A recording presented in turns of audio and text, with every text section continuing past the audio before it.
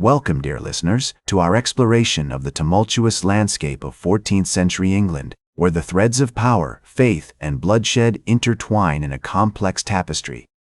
Today, we embark on a journey through the intriguing tale of Ella Fitzpaine, a woman whose extraordinary life and actions would leave an indelible mark on the annals of history. As we delve into this fascinating narrative, let us first set the stage for the events that unfolded. In the early 14th century, England was a land of stark contrasts, where the grandeur of noble houses stood in stark relief against the humble lives of common folk. It was an era marked by the struggles of the Catholic Church, as it sought to maintain its grip on the faithful amidst the whispers of dissent and reform. Against this backdrop, our tale begins with Ella Fitzpaine, a woman of uncommon courage and cunning, who would find herself at the center of a maelstrom that would shake the very foundations of her world. As we navigate the earliest history of this captivating story, let us transport ourselves to the rolling hills and quaint villages of medieval England. It was here, in this land of lush forests and bustling market towns, that Ella Fitzpaine's journey began. Born into a life of privilege, she would soon find herself bound to the powerful Baron Robert Fitzpaine, a union that would propel her into a world of intrigue and politics. As we follow Ella's path, we find ourselves in the midst of a complex web of alliances and rivalries, where the great noble houses of England vied for power and influence. The year was 1320, and the air was thick with tension as the Catholic Church, under the guidance of Archbishop Mepham, sought to assert its authority over the faithful. It was against this backdrop that Ella Fitzpaine would make her mark, defying the conventions of her time and forging a path that would lead her down a perilous road. With each step, Ella's story becomes increasingly intertwined with the great events of her era. We find her at the forefront of a daring raid on a priori, an act of defiance that would earn her both admiration and notoriety. As the years passed, her reputation grew, and she became known as a woman who would stop at nothing to achieve her goals. And so, dear listeners, we come to the threshold of a new chapter in Ella's tale, one marked by bloodshed, betrayal, and ultimately, tragedy. The events that unfolded would shake the very foundations of her world, leaving behind a trail of destruction and heartbreak. As we prepare to embark on this next leg of our journey, let us pause for a moment to reflect on the extraordinary life of Ella Fitzpaine, a woman whose courage, cunning, and unwavering determination would leave an indelible mark on the annals of history. Join me next as we delve into the heart of her story, where the threads of fate, power, and passion would become irretrievably entwined.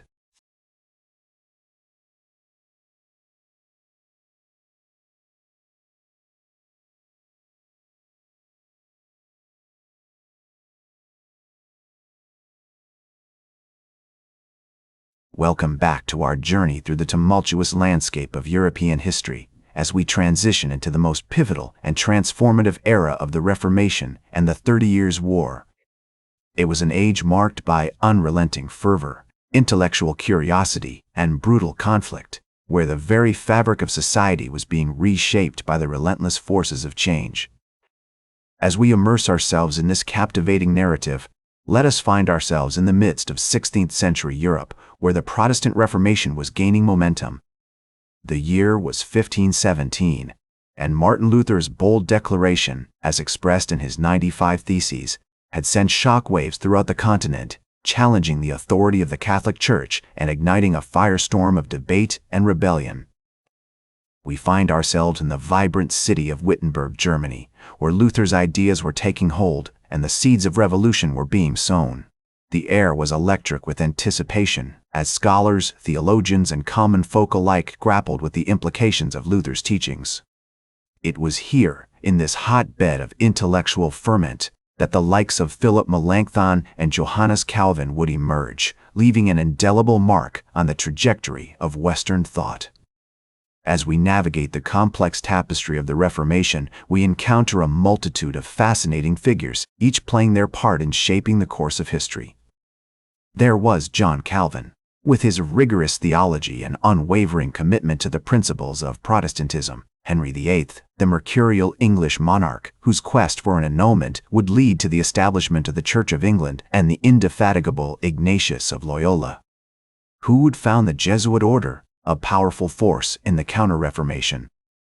The 30 Years' War, which ravaged the European landscape from 1608 to 1648, was a conflict of unmitigated brutality, as Protestant and Catholic forces clashed in a struggle that would leave deep scars on the collective psyche of the continent.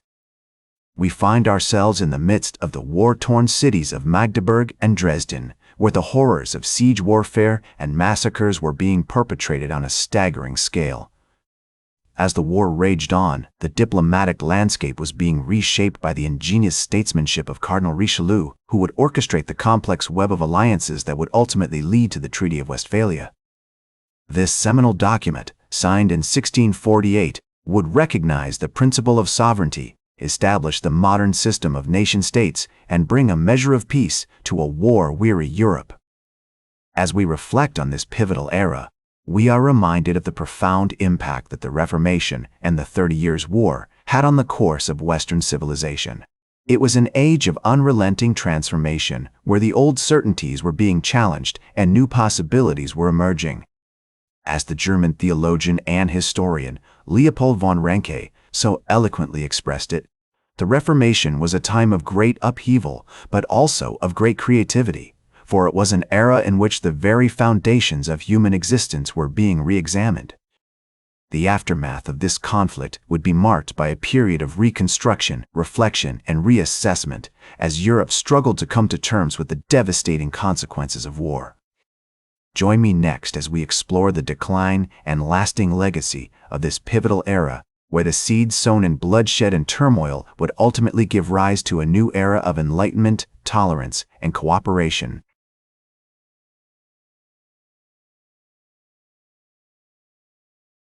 Welcome back to our journey through the tumultuous landscape of European history, as we delve into the decline and lasting legacy of the Reformation and the 30 Years' War.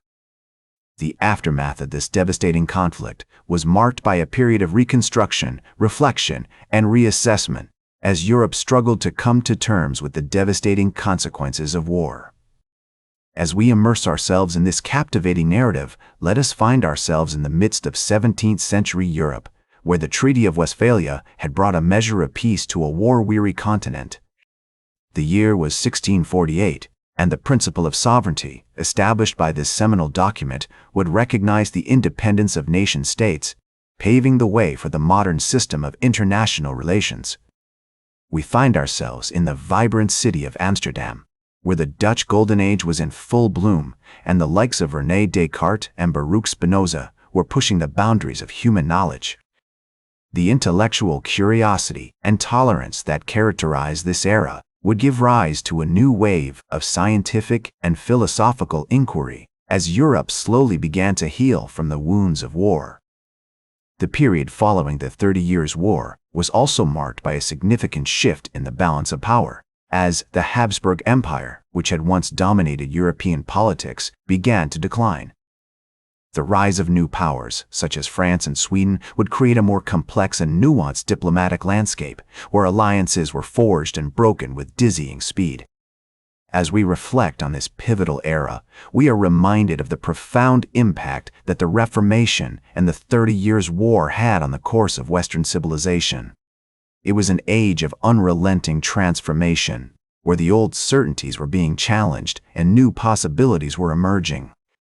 As the German historian Johann Gustav Droysen so eloquently expressed it, the 30 Years' War was a time of great destruction, but also of great renewal, for it was an era in which the very foundations of human society were being re-examined. One of the most significant legacies of this era was the emergence of the concept of toleration as embodied in the Edict of Nantes and the Toleration Act. These landmark documents would recognize the rights of minority groups to practice their faith freely, paving the way for a more inclusive and diverse society. The decline and legacy of the Reformation and the 30 Years' War serve as a powerful reminder of the enduring impact of human conflict and the boundless potential for renewal and transformation that lies within us all. In the words of the great historian Voltaire, The history of Europe is a history of war and peace, of destruction and creation, but it is also a history of the human spirit, with all its flaws and contradictions, striving towards a brighter future. As we look back on this pivotal era, we are reminded of the profound lessons that can be learned from the triumphs and tragedies of the past, and the enduring power of human resilience and creativity to shape a better world for generations to come. Join me next as we explore the dawn of a new era in European history, where the lights of reason and progress would illuminate the path towards a brighter future. That's all for today's History with Herodotus. Remember to like, share, and subscribe, and until next time, remember that to understand the present, we must first understand the past.